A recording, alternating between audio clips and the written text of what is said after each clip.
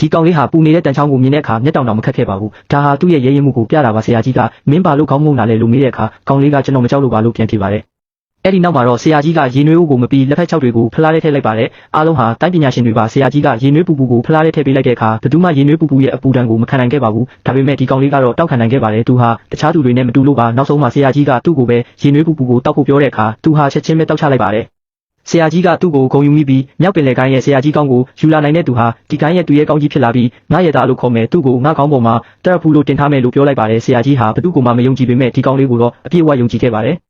မကြခင်မှာပဲကောင်လေးဟာမြောက်ပင်လယ်ကိုင်းရဲ့ဆရာကြီးစီကိုရောက်ရှိသွားခဲ့ပါတယ်ဒါပေမဲ့မြောက်ပင်လယ်ဆရာကြီးဟာတာမန်လူတယောက်မဟုတ်ပါဘူးသူဟာနှစ်ပေါင်းများစွာအတွေ့အကြုံရှိပြီးထက်မြက်တဲ့ဓာတ်ပိုင်ရှင်ဖြစ်ပြီးသူ့ရှိမှလူရနဲ့ချီကောင်းမွန်ခဲ့ရပါတယ်အဲ့ဒီအချိန်မှာတော့ကောင်လေးကအစင်သစ်ရှိနေခဲ့ပါတယ်သူဟာဆရာကြီးရဲ့တိုက်ခိုက်မှုတွေကိုတက်တက်ရင်ဆိုင်ခဲ့ပါတယ်အသက်ရွယ်ငယ်ပေမဲ့သူ့ရဲ့ကျွမ်းကျင်မှုတွေဟာအတွေ့အကြုံထက်ပိုမိုထက်မြက်ခဲ့ပါတယ်